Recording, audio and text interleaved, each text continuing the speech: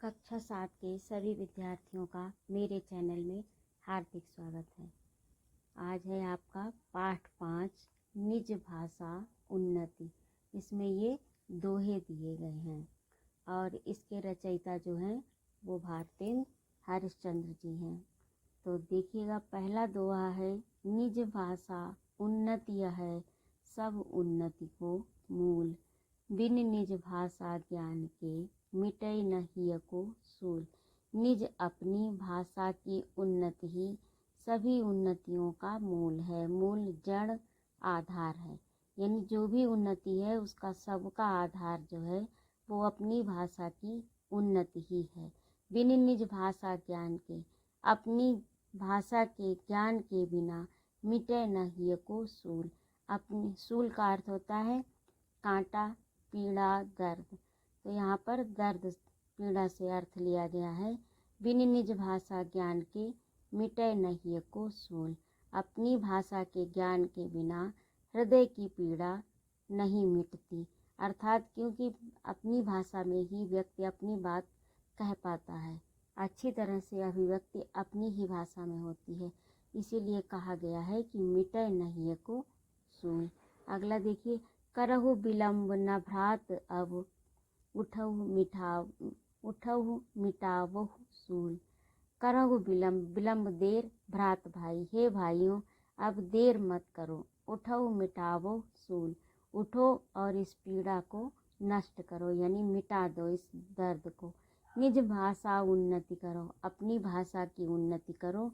प्रथम जो सबको मूल, प्रथम जो सबको मूल, यानी प्रथम जो सबका आधार है उसे निज भाषा उन्नति करो, अपनी भाषा की उन्नति करो। प्रथम जो सबको मूल, जो सबका आधार है, जो प्रथम आधार है। प्रचलित करो जहान में, प्रचलित माने प्रचार प्रसार, जहान संसार। अपनी भाषा का संसार में प्रचार प्रसार करो, प्रचलन में लाओ। निज भाषा कर यत्न, अपनी भाषा का प्रयत्न से, कोशिश से संसार में प्रचार प्रयास करो, प्रचार प्रसार करो और प्रचलन में लाओ, यानी प्रयोग में लाओ। राज काज दरबार में फैलावो या रत्न, ये रत्न जो है अपनी भाषा को संज्ञा दी गई है रत्न की। राजकाज यानी सरकारी कार्यकाज में, सरकारी कामकाज में। दरबार में, दरबार अर्थात सरकारी दरबार जहाँ पर शासन का कार्य होता है। फैलावहु यह रत्न, इस रत्न को फैलाओ। सुत सो तिय सो मीत सो। सुत होता है पुत्र, तिय होता है स्त्री और मीत मित्र। पुत्र से, स्त्री से, मित्र से और भृत्य नौकर, नौकर चाकर। सो दिन रात, अपने पुत्र से, स्त्री से, मित्र से और नौकरों से जो भाषा मत कीजिए निज मन की बहु बात। भृत्यन सो दिन रात, जो भाषा मत कीजिए निज मन की बहु बात। इन सब से जो भी बातचीत करें तो वो अपनी भाषा में ही करें और अपने हृदय की जो भी बात है वो स्पष्ट हो जाएगी, क्योंकि अपनी भाषा में ही व्यक्ति अपनी बात को कह सकता है। तो इन सब से जब बात करें तो अपनी भाषा का ही प्रयोग करें। निज भाषा निज धर्म निज मान कर्म व्यवहार, सबई बढ़ावहु बेग मिल कहत पुकार पुकार।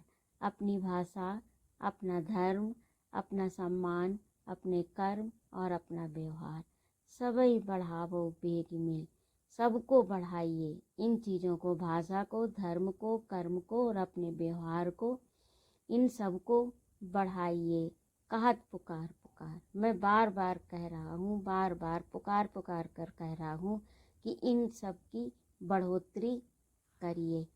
और अगला है, पढ़ो लिखो को लाख विधि, भाषा बहुत प्रकार। पै जबहि कछु सोचियो निज भाषा अनुसार। पढ़ो लिखो को लाख विधि, यानी लाख प्रकार से आप पढ़िए लिखिए। भाषा बहुत प्रकार, बहुत प्रकार की भाषाओं को आप सीखिए, उनका ज्ञानार्जन करिए। किंतु जब कुछ सोचेंगे, लेकिन जब आप कुछ चिंतन करेंगे, मनन करेंगे, अपने विचारों की अभिव्यक्ति करेंगे तो वो अपनी भाषा के अनुसार ही आप कर सकते हैं। इसीलिए अपनी भाषा को बढ़ावा देना चाहिए।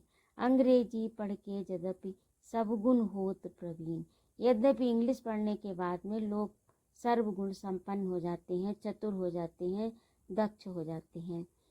निज भाषा ज्ञान बिन रहत दीन के हीन, किंतु जब अपनी भाषा का ज्ञान नहीं होता है, अपनी भाषा का ज्ञान नहीं है, तो हीन के हीन ही रहते हैं, यानी कमी रहती है, एक कमी बराबर बनी रहती है। कितने भी वो विद्वान हो जाएं, चतुर हो जाएं, दक्ष हो जाएं, प्रवीण हो जाएं, बहुत सी भाषाएं सीख लें, लेकिन अपनी भाषा के बिना वो हीन के हीन ही रहते हैं। तो ये थे आपके दोहे। अब आगे देखिए, घर की फूट बुरी। तो इसमें कवि ने बताया है कि घर की फूट से किस प्रकार से नुकसान होता है। इसके कई उदाहरण, कई कथानक दिए हैं, देखिएगा। जगत में घर की फूट बुरी, संसार में घर की फूट, फूट माने लड़ाई झगड़ा, वैमनस्य, कलह क्लेश बुरा होता है। घर के फूट ही सो बिनसाई, घर के फूटने से ही बिनसाई मल नष्ट हो गई। सुवर्ण, सुवर्ण यहाँ पर अर्थ है सुवर्ण, सुवर्ण का अर्थ यहाँ पर सोना। सोने की लंका आपसी फूट से ही नष्ट हो गई।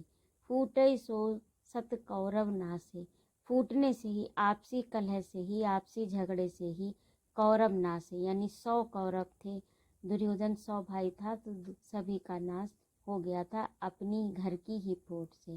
भारत युद्ध भयो, यानी महाभारत का युद्ध इसीलिए हुआ था क्योंकि घर में फूट पड़ी थी।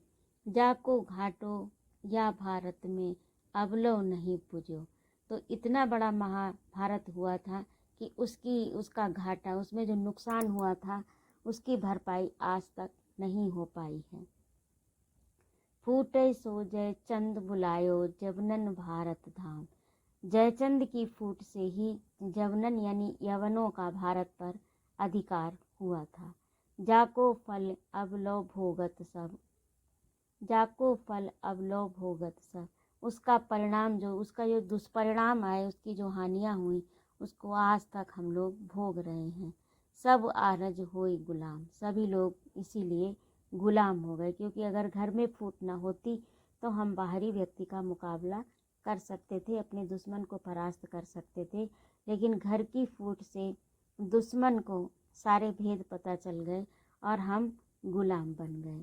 फूटे ही सो नव चंद विनाशो, भयो मगध को राज, मगध राज्य का विनाश भी इसी तरह से हुआ था। घर की फूट के कारण ही मगध देश का भी विनाश हुआ था। अब अगला है कि चंद्रगुप्त को नासन चाहो आप न से सहलाद, चंद्रगुप्त का विनाश करना चाहा था षड्यंत्र से, लेकिन आप न से सहसाज, किंतु स्वयं ही नष्ट हो गए, स्वयं ही उसका नुकसान उठाना पड़ा। जो जग में धन मान और बल अपनी राखन होए, जो संसार में आप धन, सम्मान और बल यानी शक्ति, ताकत अपनी राखन होए, अपनी आप इन चीज़ों को अगर रखना चाहते हैं संसार में, धन को, सम्मान को और बल को, तो आपको क्या करना होगा, तो अपने घर में भूलो फूट करो जन को, तो अपने घर में कभी भी भूल से भी फूट नहीं करनी चाहिए, यानी आपसी मतभेद नहीं करना चाहिए, लड़ाई झगड़ा नहीं करना चाहिए। तो ये था आज का पद्यांश का अर्थ, और अगले पाठ में उपस्थित होती हूँ मैं इसका भावार्थ लेकर।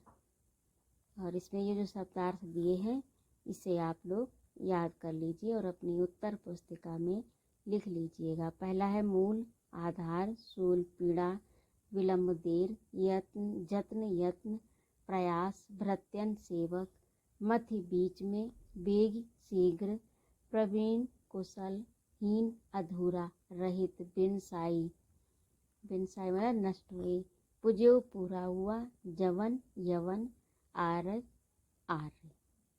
ठीक है, तो ये तो आपके शब्दार्थ हो गए, इन्हें आप अपनी उत्तर पुस्तिका में लिखिएगा और याद करिएगा।